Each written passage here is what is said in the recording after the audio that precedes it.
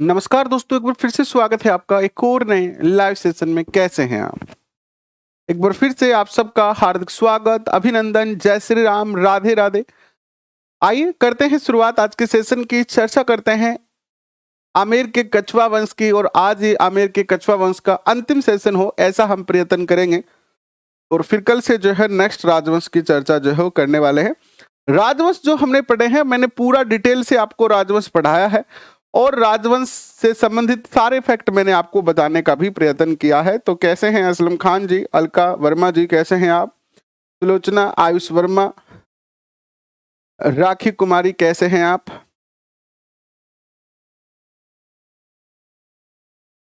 V two, स्वागत आपका, कैसे हैं? अनवर अली जी, स्वागत आपका, कैसे हैं आप? सुप्रभात सभी को। आइए करते हैं शुरुआत आज के सेशन की और चर्चा करते हैं आमेर के कछवा वंश का एक और सेशन। ये 24 नंबर सेशन है। इससे पहले हम 23 सेशन कंप्लीट कर चुके हैं, और लास्ट सेशन में हमने कितना पढ़ लिया था देखिएगा।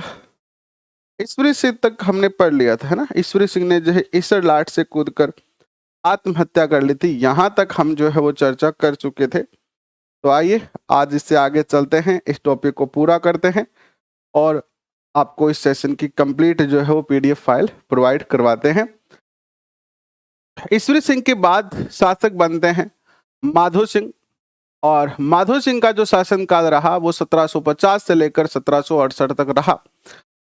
देखिए, हमने देखा कि ईश्वरी सिंह के ऊपर जो है मराठों ने एक बहुत ज्यादा जुर्माना रख दिया था, जिसके कारण ईश्वरी सिंह वो जुर्माना नहीं चुका पाया, और अंततः उसने जो है वो आत्महत्या कर दी। लेकिन मराठों का जो आतंक है वो यहीं पर समाप्त नहीं होता है। ईश्वरी सिंह के जाने के बाद, यानी उनकी मृत्यु के बाद माधो सिंह शासक बना, तो मराठों ने कहा कि माधो सिंह अब वो जुर्माना तुम्हें देना पड़ेगा। और इस तरीके से, इससे पहले हमने देखा कि मराठा जो थे वो माधो सिंह के साथ थे, लेकिन अब मराठा माधो सिंह के शत्रु बन गए, और माधो सिंह और मराठाओं के कई युद्ध हुए, जिसमें कोकई का युद्ध आता है आपका, एक भटवाड़ा का युद्ध आता है आपका, है ना। तो इनकी हम चर्चा करेंगे। और माधो सिंह ने 5000 मराठों का कत्लेआम करवाया था जयपुर में, ठीक है। जयपुर के अंदर जो है वो 5000 मराठों का कत्लेआम करवाया था। मराठा आके जयपुर में जो है वो बैठ जाते हैं, और फिर ईश्वरी सिंह ने जो है वो इनको मरवा दिया था। तो इन सभी बिंदुओं की अपन जो है वो चर्चा करने वाले हैं। नीरू जी कैसे हैं आप? रीना जी कैसे हैं? मुकेश जी कैसे हैं आप? अमजद खान जी, स्वागत आपका, कैसे हैं? बहुत बहुत स्वागत, अभिनंदन। शीला मोदी और बाकी इस परिवार के सदस्यों का भी, अनिता सैनी और बाकी इस परिवार के सदस्यों का भी हृदय की गहराई से बहुत बहुत स्वागत और अभिनंदन है। तो आइए अब करते हैं आज के सेशन की शुरुआत।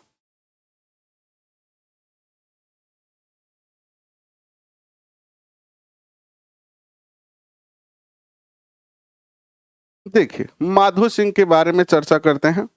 ईश्वरी सिंह के बाद शासक बनते हैं ये, और शासक बनते ही इन्होंने क्या किया?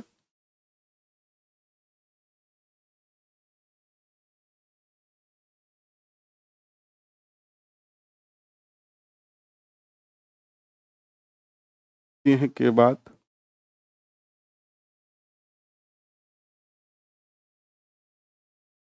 शासक बने 5000 मराठों का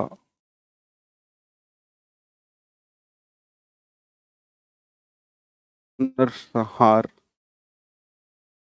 करवाया। उन्होंने 5000 मराठों का जो है वो नरसंहार करवाया। कत्लेआम कब? 1751 में। कोष्टक में लिख देना 1751 में।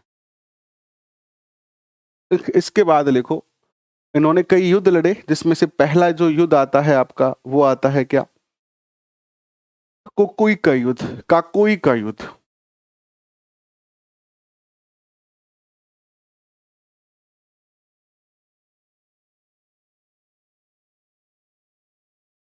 ये युद्ध जो लड़ा गया था वो कब लड़ा गया था? यह जो युद्ध लड़ा गया था वो लड़ा गया था 1761 में, माधो सिंह और शत्रुसाल कोटा के, सॉरी, माधो सिंह और मराठों के बीच में 1759 में लड़ा गया था ये। 1759 में। और ये जो स्थान है वो कहाँ पर है? टोंक, टोंक, टोंक के पास है ये कोकोई का मैदान, काकोई का मैदान। किस किस के मध्य ये युद्ध हुआ था? माधो सिंह,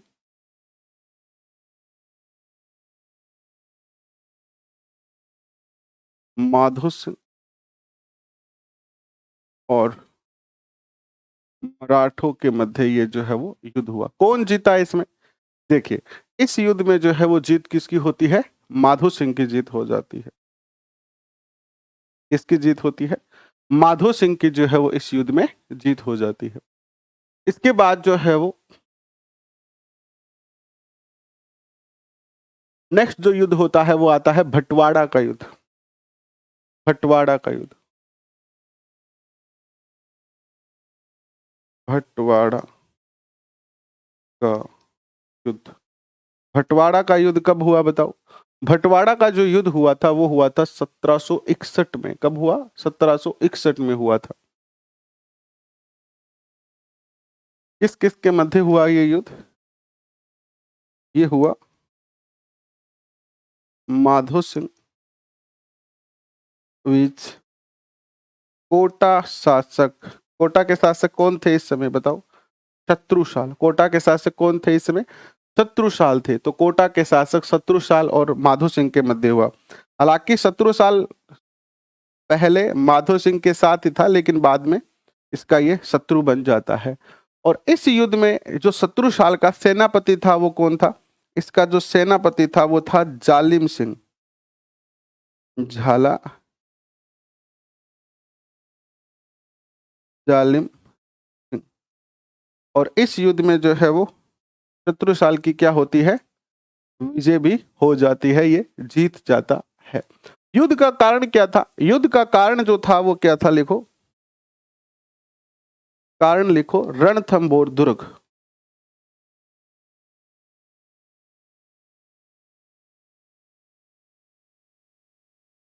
रणथंभौर का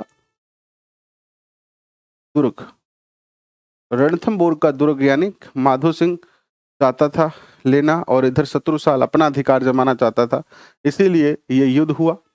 ठीक है। और इसके बाद जो है वो 1763 में सवाई माधोपुर की स्थापना की माधो सिंह ने। किसकी स्थापना की?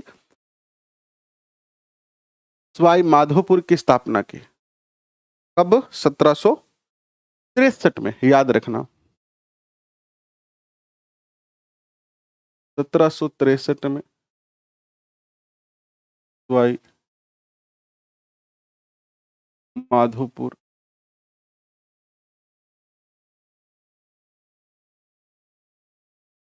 स्थापना। इसके बाद क्या होता है बताओ? मैं आपको कहानी ज्यादा नहीं बता रहा हूं, सीधे फैक्ट लिखा रहा हूं, और इसको आप सीधे याद कर लोगे तो फिर आपका ये टॉपिक अच्छे से कवर हो जाएगा। मोती डूंगरी के महलों का इन्होंने निर्माण करवाया था। ठीक है। मोती डूंगरी के महलों का निर्माण करवाया था। चाकसू में शीतला माता का मंदिर बनवाया था। मोती डूंगरी के महल, महलों और चाकसू में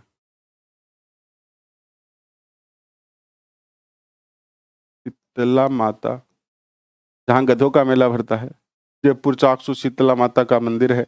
लूनियावास में गधों का मेला भरता है। चाकसू में शीतला माता का मंदिर बनवाया, मंदिर बनवाया। ठीक है।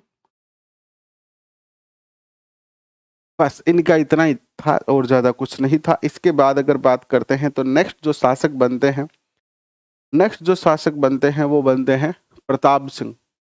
1778 से लेकर और 1803 तक प्रताप सिंह का शासनकाल रहा। प्रताप सिंह 1778 से 1803 तक। ठीक है। 1803 तक जो है वो प्रताप सिंह का शासन जो है वो रहा है।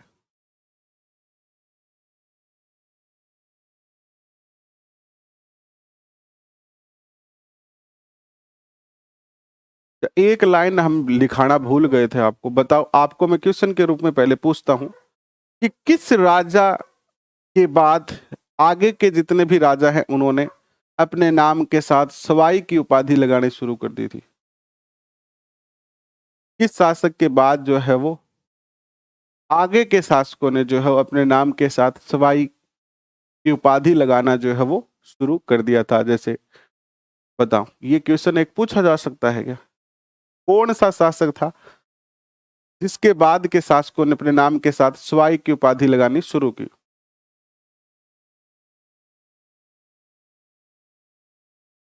बताओ।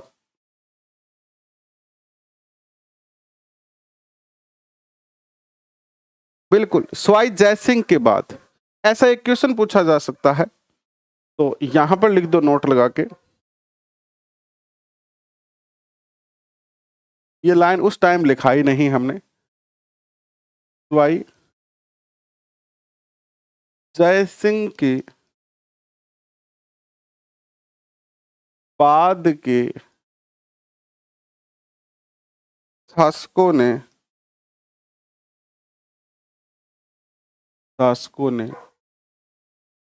अपने नाम के साथ सवाई की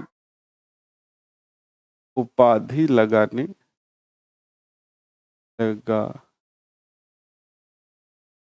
शुरू की। अब मान लो यहां प्रताप सिंह है तो हम इसको सवाई प्रताप सिंह ही कहेंगे, ठीक है? क्या कहेंगे? सवाई प्रताप सिंह कहेंगे। क्या कहेंगे? सवाई प्रताप सिंह कहेंगे।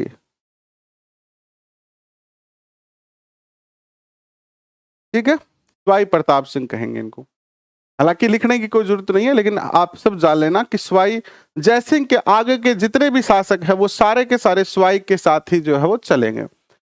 तो 1778 से लेकर और 1803 तक इनका शासनकाल रहा। इनके काल में एक महत्वपूर्ण युद्ध लड़ा गया जिसका नाम था तुंगा का युद्ध। कौन सा युद्ध है ये? तुंगा का युद्ध। कब हुआ तुंगा का युद्ध? कब हुआ तुंगा का युद्ध? तुंगा का युद्ध हुआ 1787 में। किस किस के मध्य ये युद्ध जो है वो लड़ा गया है? तुंगा का युद्ध। देखिए, इस समय जो है आप सब जानते हैं कि 1750 के बाद और 1818 तक, 1750 से और 1818 तक का जो समय था, उस समय मराठों का जो है वो राजस्थान में बहुत ज्यादा आतंक था। मराठा बार बार राजस्थान के राजाओं को परेशान कर रहे थे। तो इस दौर में ज्यादातर जो युद्ध हुए हैं वो मराठों के साथ ही जो है वो हुए हैं। तो इधर जो है वो प्रताप सिंह और जयपुर के शासक विजय सिंह, इन दोनों ने एक संयुक्त सेना का, इन दोनों की संयुक्त सेना ने मराठा सेनापति महादजी सिंधिया के साथ जो है वो युद्ध किया। प्रताप सिंह, आमेर, है ना, और प्लस विजय सिंह,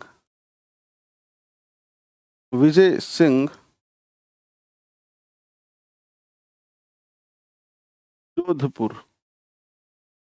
इन दोनों की संयुक्त सेना का युद्ध किससे हुआ? मराठा से हुआ। और मराठा सेनापति कौन है यहां पर? महादजी सिंधिया। ठीक है, ये एकमात्र युद्ध था जो महादजी सिंधिया ने जो है वो हारा था। महादजी सिंधिया। इस युद्ध में मराठों की हार हुई। ठीक है, एकमात्र युद्ध जो महादजी सिंधिया ने हारा।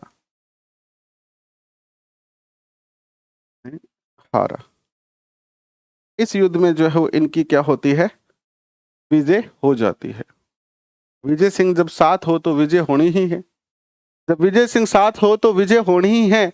और इसी प्रकार की विजय हमें भी चाहिए इस रीट मुख्य पेपर में। और अगर हमारे साथ एक अच्छा मार्गदर्शक है, अगर हमारे मेहनत सच्ची है तो हम भी विजय प्राप्त करेंगे। करेंगे कि नहीं करेंगे बताओ? अगर हमारी मेहनत सच्ची है, अगर हमारा मार्गदर्शन सही हो रहा है, अगर हम सही राह पे चल रहे हैं, तो हम भी निश्चित तौर पर जो है वो विजय प्राप्त करेंगे और इससे हमें कोई नहीं रोक सकता है। ठीक है।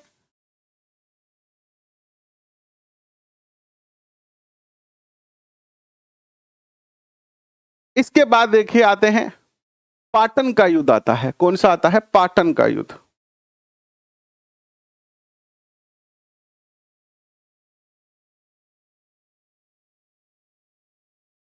पाटन का युद्ध 1789 में। यह युद्ध किसके साथ होता है? ये युद्ध भी जो होता है वो किसके साथ होता है? प्रताप सिंह प्लस विजय सिंह की सेना का युद्ध होता है मराठा। और इस बार मराठों का जो सहयोग किया था वो किया था फ्रेंच, जो फ्रांसीसी थे ना, फ्रांसीसी सेना ने। फ्रेंच सेनापति था इनके साथ डी बोई। कौन था?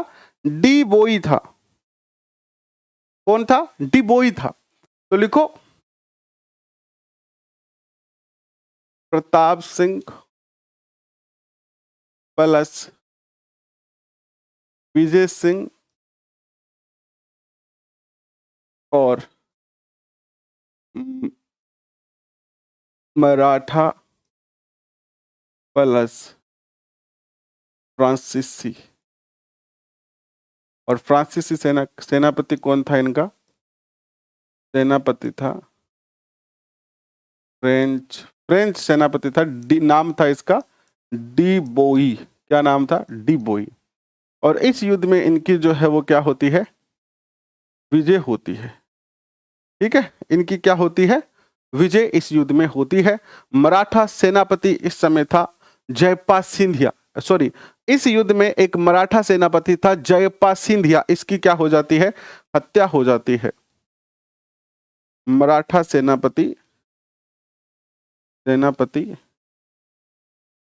जयप्पा सिंधिया की हत्या कह लीजिए, ये युद्ध में मारा गया। अब चूंकि ये इनके सेनापति तो मारे गए थे लेकिन ये युद्ध जीत गए, इसीलिए विजय सिंह को मराठों को अजमेर का तारागढ़ दुर्ग देना पड़ा। हत्या हो गई, जिसके कारण विजय सिंह को इन्हें अजमेर का तारागढ़ दुर्ग देना पड़ा। ठीक है। इसके बाद एक और युद्ध होता है। ठीक है,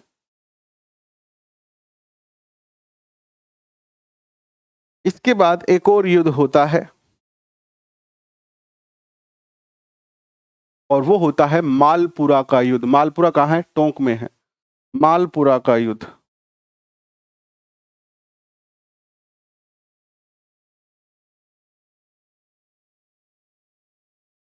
मालपुरा का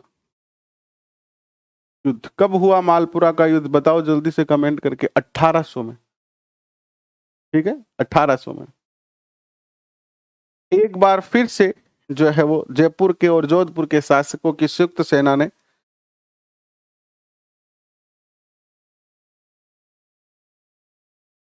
प्रताप सिंह प्लस विजय सिंह और मराठा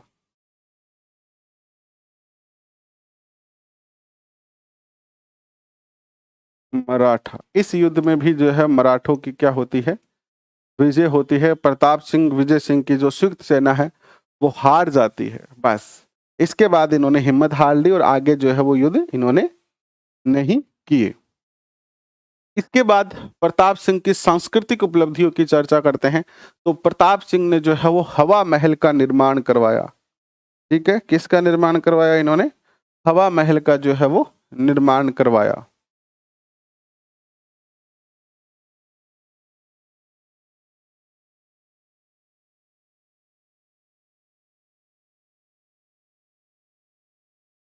हवा महल का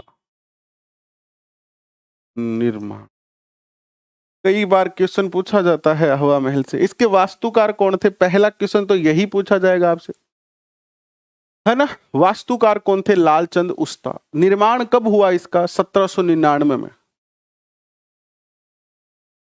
निर्माण कार्य जो शुरू होता है वो 1799 में होता है। वास्तुकार इसके जो हैं वो लालचंद उस्ता है। कौन है?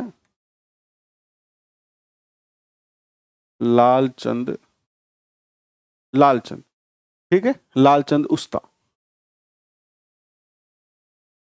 लालचंद उस्ता क्या है? इसके वास्तुकार हैं। इस की जो आकृति है वो भगवान श्री कृष्ण के मुकुट के समान है। कैसी आकृति है इसकी? आकृति कृष्ण जी के मुकुट के समान। कृष्ण जी के मुकुट के समान है। इसमें जो है वो 5 मंजिल है। 5 मंजिल है। कौन सी है 5 मंजिलें? बताओ जल्दी से। पहली है शरद, देखो सर्दी ला गए, फिर रतन, फिर विचित्र, फिर प्रकाश, फिर हवा। तो शरद मंदिर,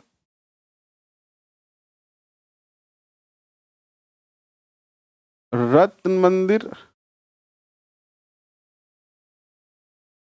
विचित्र मंजिल, विचित्र मंदिर,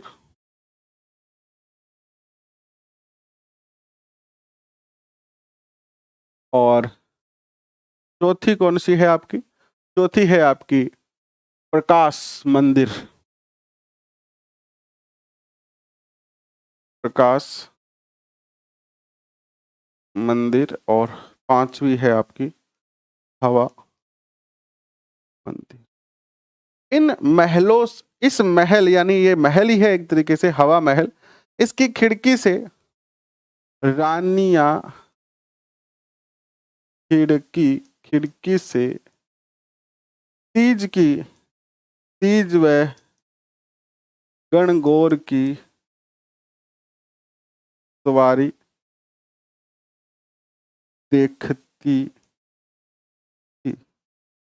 खिड़की में बैठी बैठी मस्त जो है वो गणगौर की सवारी जो है वो देखा करती थी। इसके अलावा प्रताप सिंह खुद एक जो है वो लेखक थे, ठीक है। प्रताप सिंह खुद जो थे क्या थे? एक लेखक थे।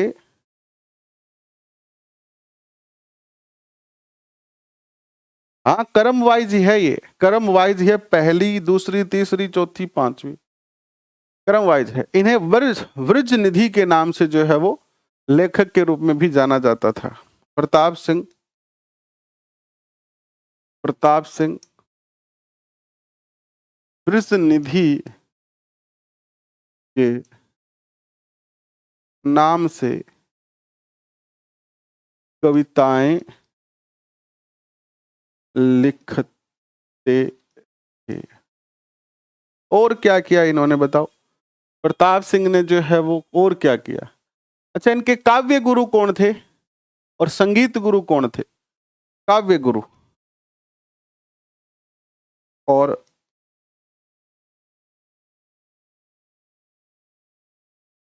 संगीत गुरु।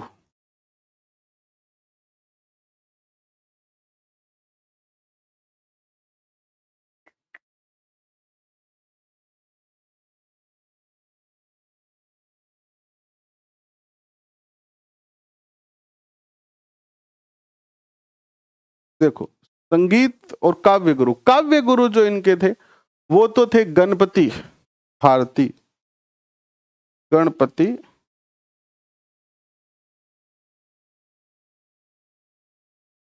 भारती। और जो इनके संगीत गुरु थे उनका नाम था चांद खां। क्या नाम था? चांद खां नाम था, ठीक है। चांद खां इनके जो है वो काव्य गुरु का नाम था। इसके बाद आगे अगर बढ़ते हैं हम,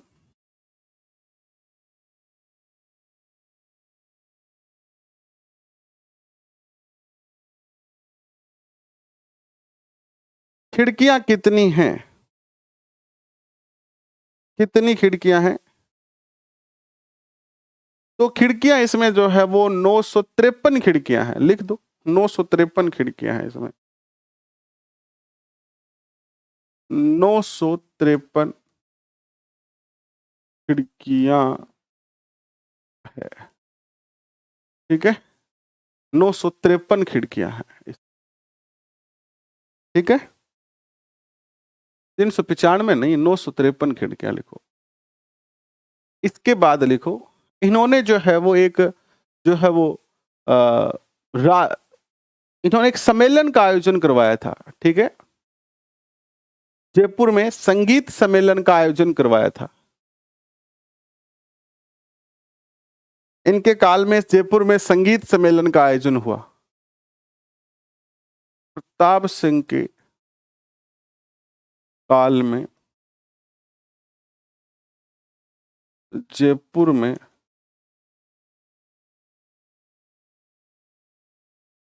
संगीत सम्मेलन का आयोजन हुआ और इस संगीत सम्मेलन के जो अध्यक्ष थे वो कौन थे? इसके अध्यक्ष कौन थे ये बताओ। इसके जो अध्यक्ष थे वो थे देवर्षि बृषपाल भट्ट। कौन थे? देवर्षि बृषपाल भट्ट थे।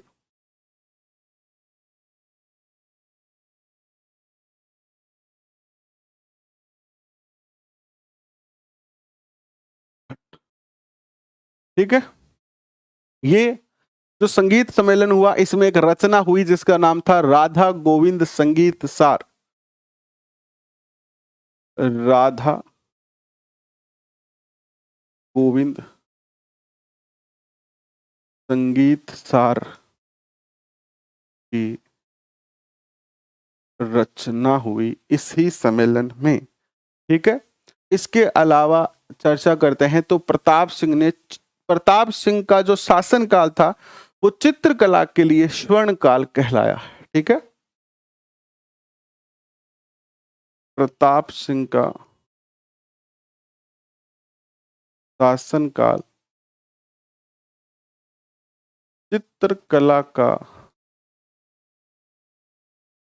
स्वर्ण काल था।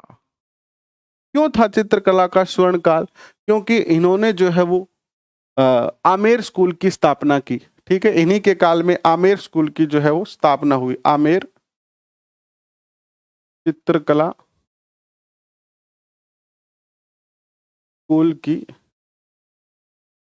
स्थापना हुई इनके शासनकाल में। इनके ही शासनकाल में जो है वो मुख्य चित्रकार कौन थे? लालचंद थे, जिन्होंने पशुओं की लड़ाई के चित्र बनाए। मुख्य चित्रकार लालचंद, और ये पशु लड़ाई के चित्र बनाते थे, वो मैंने चित्रकला में आपको बताया हुआ है। इनके काल में ही जयपुर में तमाशा लोक नाट्य जो है वो प्रसिद्ध हुआ।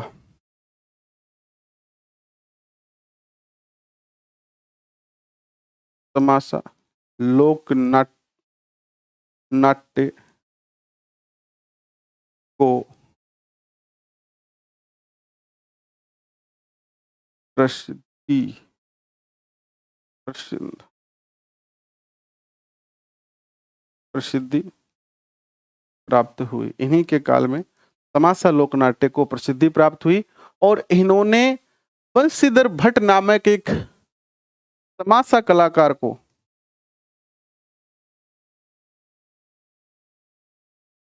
बंशीधर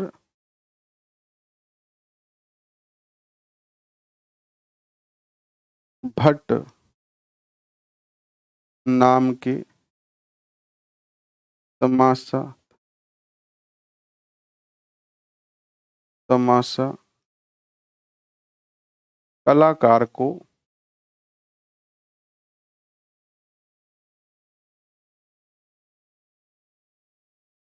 महाराष्ट्र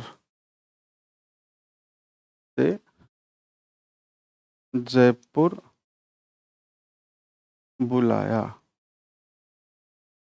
यानी इन्हीं के काल में जो है तमाशा की जयपुर में जो है स्थापना हुई थी। इनके काल के अंदर जो है वो इनके 22 दरबार में 22 विद्वान रहते थे जो गंधर्व बाईसी के नाम से जाने जाते थे। दरबार में 22 विद्वान जिनको क्या कहा जाता था? गंधर्व बाईसी। क्या कहा जाता था? गंधर्व बाईसी।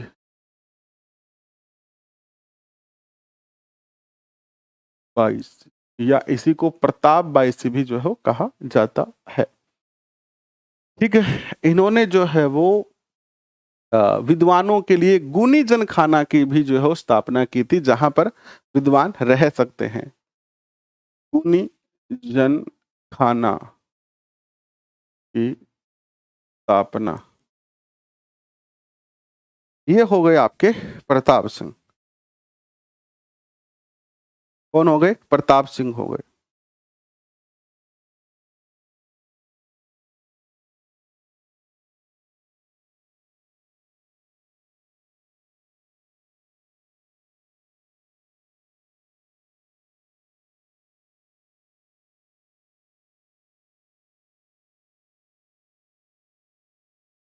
इसके बाद देखिए, जगत सिंह द्वितीय शासक बनते हैं 1803 से लेकर और 1818 तक।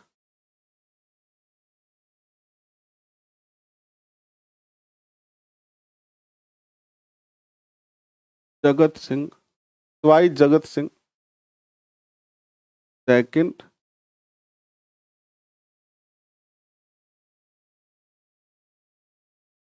अठारह सौ तीन से 1818।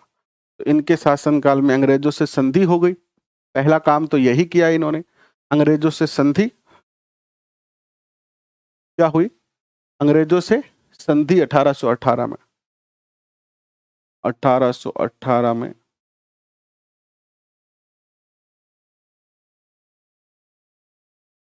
अंग्रेजों से संधि हुई। और बताओ क्या हुआ इनके काल में? इनके काल में जो है वो इनकी एक प्रेमिका थी जिसका नाम था रस कपूर। क्या नाम था? रस कपूर।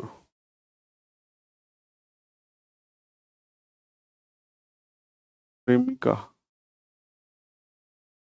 प्यार करते थे ये प्रेमिका से। तो क्या थी इनकी एक प्रेमिका, प्रेमिका का नाम क्या था? रस कपूर। ठीक है, और इस रस कपूर के प्यार में ये इतने पागल हो गए थे कि पूरा रस कपूर ने पूरे शासन तंत्र को ही जो है वो प्रभावित करना शुरू कर दिया था। यानी रस कपूर ने राज कार्यों में हस्तक्षेप करना शुरू कर दिया। अब रस कपूर जैसे कहती थी वैसे ही राजा जगत सिंह द्वितीय करते थे। इनके प्यार में इतने ज्यादा डूब गए कि इनको ये नहीं पता चल रहा था कि मैं इतना नीचे चला जाऊंगा कि फिर वापस तैर के ऊपर ही नहीं आ पाऊंगा, यानी खेल खत्म हो सकता है। फिर जो इनके मंत्री वगैरह थे, बे सियाणा मंत्री बोला राजा तो पागल हो गए, बावड़ हो गए तो एन तो बस रस कपूर के अलावा और की कौन दिखे। ऐसी ही एक प्रेमिका जोधपुर के शासक विजय सिंह की भी थी। क्या नाम था? कमेंट करके बताओ जल्दी से, क्या नाम था? ऐसी ही एक प्रेमिका थी जोधपुर के शासक विजय सिंह की, जिसका नाम था गुलाब राय, जिसे जोधपुर की नूरजहां कहा जाता था। क्या कहा जाता था? जोधपुर की नूरजहां। तो गुलाब राय के प्यार में विजय सिंह भी डूब गया था, है ना। तो प्यार करो लेकिन प्यार में डूबो मत, है ना, प्यार में डूबो मत। आज सुबह सुबह मैं क्या है कि मेरा थोड़ा सा ऐसा रूटीन है कि सुबह में जैसे 8 बजे जनरली यहाँ पर आ जाता हूँ, तो फिर मैं आधे 1 घंटा जो है वो रामायण का एक पात्र, एक सीन देखता हूँ। जो रामायण है रामानंद सागर वाली, वो उसका एक एपिसोड देखता हूँ, लगभग वो 45 या 30 मिनट का होता है। तो आज सुबह सुबह में जो है वो भगवान राम जी और लक्ष्मण जी सीता जी जब वन में थे तो भरत उनसे मिलने आते हैं, उनकी माताएं मिलने आती है। यानी भरत मिलाप का आज जो कड़ी था वो मैंने देखा, एपिसोड देखा, और उसको देखते देखते 3-4 बार आंखों में आंसू आ गए, यानी रोना आने लगा। लेकिन वहां पर जो है वो भगवान रामचंद्र जी धर्म के पथ पे आगे बढ़ रहे थे, कर्तव्य के पथ पे आगे बढ़ रहे थे, और इधर जो है वो भरत भगवान रामचंद्र जी से बहुत प्यार करते थे। तो सब गुरुजनों की आंखों में वो आंसू ले आते हैं अपने प्यार से।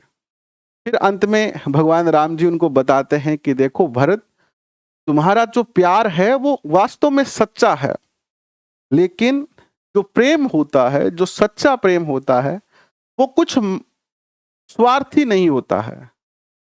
सच्चा प्यार स्वार्थी नहीं होता है। प्यार का नाम क्या है? बलिदान है। तो तुम भी अपने प्यार में बलिदान करो और मुझे अपने कर्तव्य मार्ग पे जाने दो, और तुम जाके जो है वो शासन का आगे संचालन करो। तो प्यार में डूबना नहीं है। सच्चा प्यार वो है, मान लो आप भी किसी से प्यार करते हैं, तो आप जिससे प्यार करते हैं आपको तो ये मोटिवेशन देना चाहिए। जैसे मान लो आप लड़के हैं और आपकी कोई लड़की मित्र है, महिला मित्र है, तो उसे तो ऐसा मोटिवेशन देना चाहिए आपको कि ठीक है तुम लगोगे ना, हम उसी दिन बात करेंगे, है ना। ऐसी चीजें होनी चाहिए। प्यार में त्याग होना चाहिए। ये नहीं कि कॉल पर कॉल करके, व्हाट्सएप पे सारे दिन मैसेज करके आपके टाइम को बर्बाद करे। प्यार में बलिदान देना बड़ा आवश्यक होता है।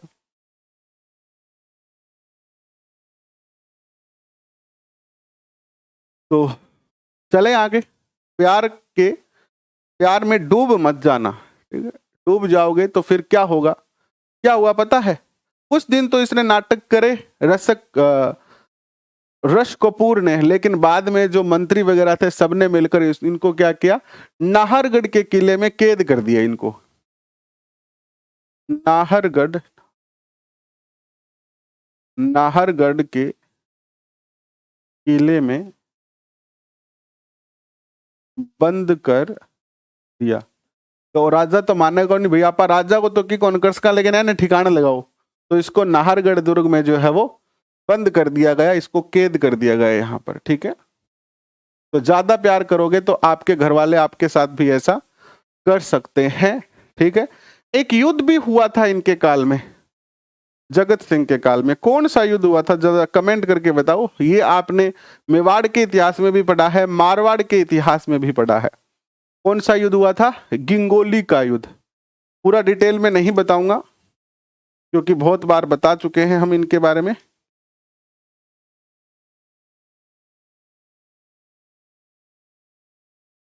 गिंगोली का युद्ध कब हुआ? 1807 में।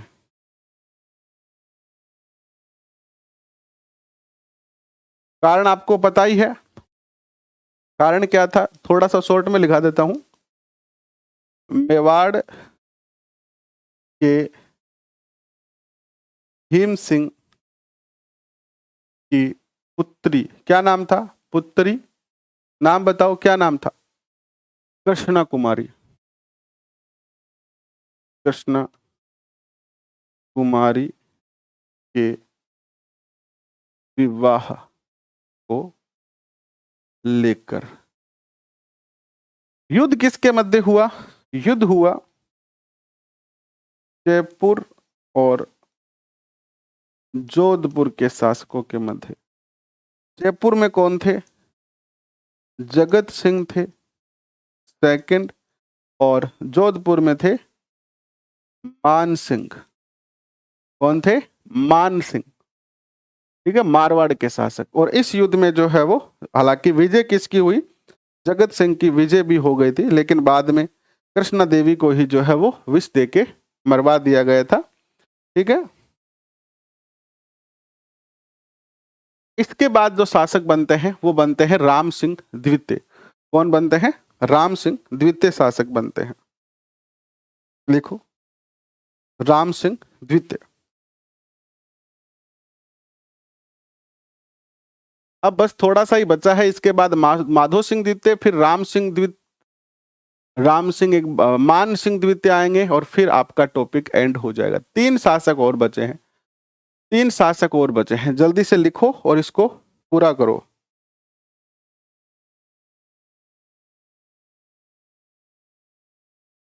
लिखो राम सिंह द्वितीय, स्वाई राम सिंह द्वितीय है ये, राम सिंह सेकंड। इनका जो शासनकाल रहा है वो रहा है 1835 से 1880 तक, 1835 से 1880 तक। तो क्वेश्चन क्या पूछा जा सकता है, 1857 की क्रांति के समय जयपुर के शासक कौन थे? राम सिंह द्वितीय। हो गया ना क्वेश्चन, ऐसे ही क्वेश्चन पूछा जाएगा। ये कम उम्र में राजा बन गए थे तो इनके संरक्षक थे जॉन लुडलो, संरक्षक जॉन लुडलो, जॉन लुडलो अंग्रेज अधिकारी थे, इनके संरक्षक थे वो। और इन्होंने जो है वो 1857 की क्रांति में अंग्रेजों का साथ दिया। 1857 की क्रांति में अंग्रेजों का सहयोग। ये एक दुर्भाग्य है आमेर के इतिहास के साथ। आमेर के राजाओं ने मुगलों के टाइम मुगलों का पूरा सहयोग किया और राजस्थान के योद्धाओं का इन्होंने विद्रोह किया, यानी विरोध किया।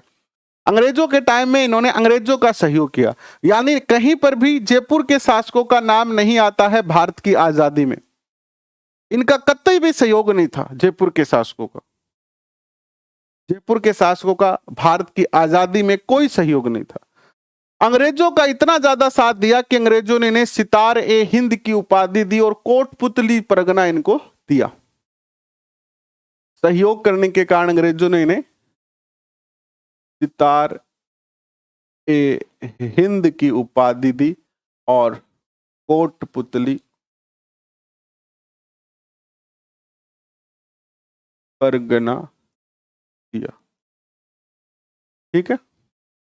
इनके काल में कुछ जो है वो कुरीतियों पर, यानी सामाजिक कुरीतियों पर भी रोक लगी, जैसे सती प्रथा पर रोक लगाई, समाधि प्रथा पर रोक लगाई, कन्यावध पर रोक लगाई और मानव व्यापार पर रोक लगाई। सती प्रथा और सती प्रथा, समाधि प्रथा, समाधि प्रथा, मानव व्यापार और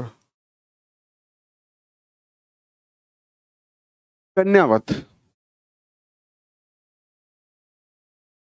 कन्यावध, इन पे जो है वो रोक लगाई, रोक लगाई।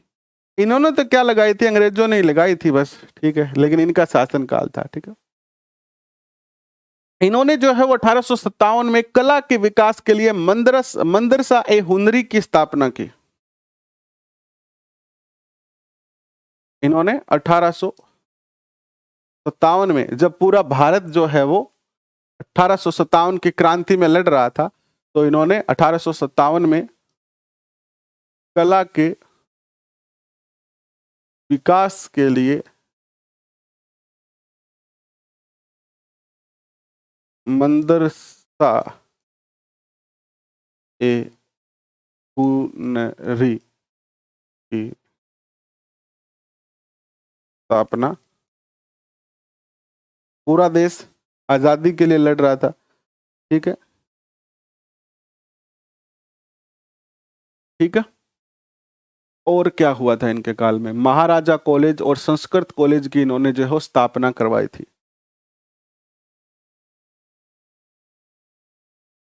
महाराजा कॉलेज, महाराजा कॉलेज व संस्कृत कॉलेज की स्थापना करवाई। ठीक है, और क्या हुआ इनके काल में? इनके काल में 1876 में प्रिंस अल्बर्ट आए और इन्होंने अल्बर्ट हॉल की नींव रखी। ठीक है, 1876 में प्रिंस अल्बर्ट ने अल्बर्ट हॉल की नींव रखी। ये देखो, अंग्रेजों के पूरे खतरनाक वाले चाटुकार थे ये। ठीक है, इन्होंने जयपुर को गुलाबी रंग में भी रंगवाया था इनके आने के कारण। जयपुर को गुलाबी रंग में रंगवाया। ठीक है, ये इनके कार्य थे।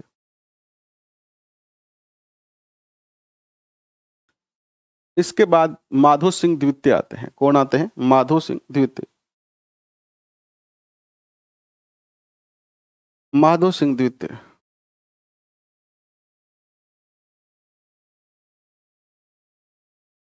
माधो सिंह सेकंड। इनका जो शासनकाल रहा है वो कब से कब तक रहा है? माधो सिंह द्वितीय का बताओ जरा। माधो सिंह द्वितीय का शासनकाल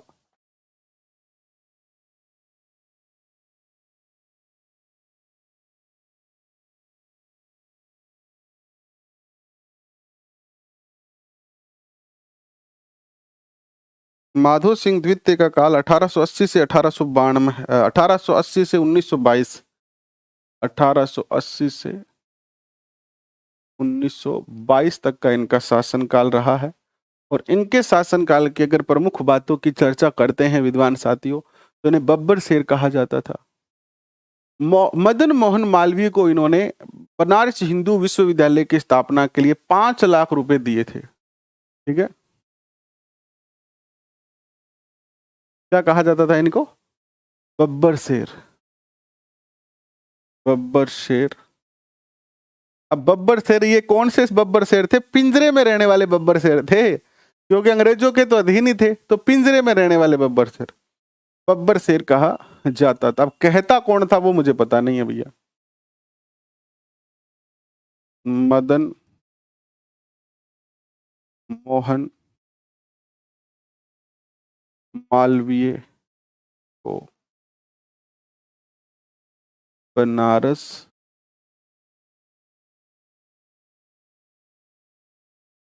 हिंदू विश्वविद्यालय के लिए 5 लाख रुपए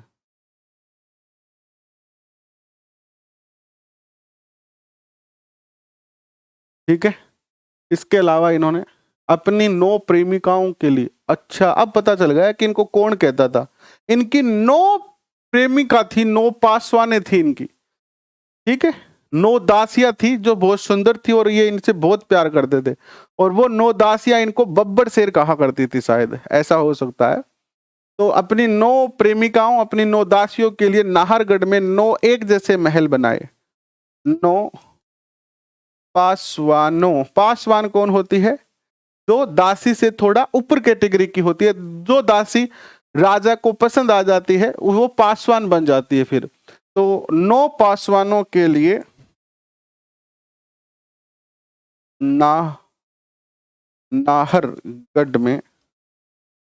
नाहरगढ़ में 9 एक जैसे महल बनवाए। ठीक है, ये काम थे इनके। क्यों क्यों करते थे ऐसे काम? ये आपने कभी सुना है महाराणा प्रताप ने ऐसा किया कि किसी दासी के प्यार में डूब गए, है ना? ऐसा कभी सुना है आपने? राणा सांगा के बारे में सुना आपने? क्योंकि उनको देश की रक्षा का भी टाइम नहीं, वो तो पूरा जीवन अपना संघर्ष में गुजारते थे, कभी इससे युद्ध कभी उससे युद्ध, है ना? लेकिन इनके पास कोई काम ही नहीं था। शासन तो कौन चलाते थे? अंग्रेज चलाते थे। तो इनके पास बचा क्या? बस महल में आराम करना, चिल करना। और इनके प्रेम में डूबे रहना। भाई आज आपसे कहे कि प्यार कर लो, तो आपके पास तो प्यार का टाइम नहीं है, फिरने का टाइम है, घूमने का टाइम है। आपको कहे कि चलो मेला देखने जाए, मूवी देखने जाए, आपके पास टाइम नहीं है। आज तो आपको पढ़ने से ही फुर्सत नहीं मिल रही है। लेकिन जब आप जॉब लग जाओगे, आपके पास टाइम ही टाइम होगा, तो फिर आप प्यार प्यूर में डूबोगे। अभी मत डूबना आप भी, ठीक है ना? अभी मत डूबना आप भी। बाद में लग जाओ तो फुर्सत मिलेगी आपको, तब डूबते रहना। हाँ हाँ, तो गहने पहनने की इजाजत उन्हीं को दी जाती है ना जो ज्यादा पसंद होती है, ठीक है। और इन्होंने जो है वो मुबारक महल का निर्माण करवाया 1904 में। डाक व्यवस्था की शुरुआत इन्होंने की थी। जयपुर में इन्होंने मुबारक महल बनवाया। मुबारक महल बनवाया और 1904 में जयपुर में डाक व्यवस्था की स्थापना। ये हो गए आपके माधो सिंह द्वितीय। अंतिम शासक है मान सिंह द्वितीय। क्वेश्चन पूछा जाएगा कि भारत की आजादी के समय जयपुर के शासक कौन थे 1922 से 1949 तक? तो मान सिंह द्वितीय थे।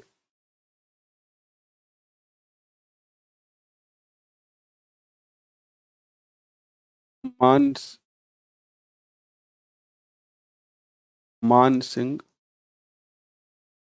द्वितीय 1922 से 1949 तक। एक तो क्वेश्चन यही बन गया कि आजादी के समय थे। भारत की आजादी के समय शासक थे। ये पहला क्वेश्चन तो यही बन जाता है, ठीक है। ये राजस्थान के पहले और अंतिम राज प्रमुख भी बने। राजस्थान के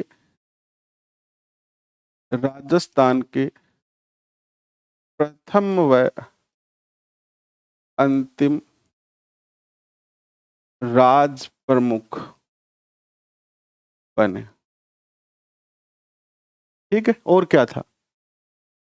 एक सेकंड रुको।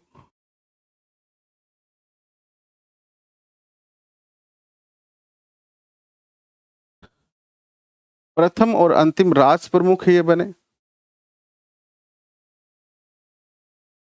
और इनकी जो रानी थी गायत्री देवी, वो राजस्थान की पहली महिला लोकसभा सदस्य बनी।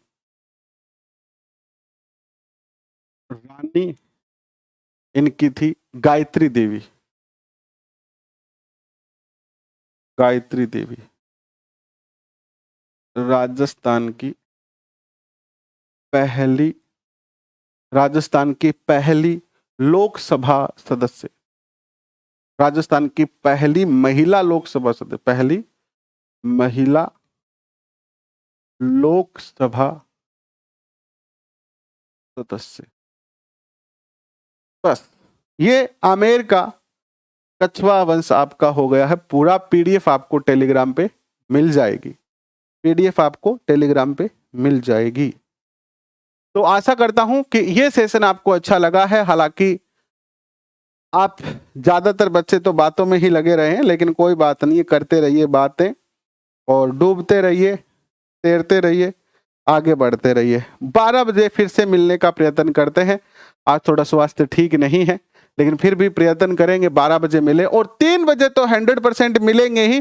3 बजे आज हम विद्यालय प्रबंध समितियों की चर्चा जो है वो करेंगे। स्कूल मैनेजमेंट क्या है उसकी चर्चा जो है वो करेंगे। अभी के लिए बहुत बहुत धन्यवाद। Thank you.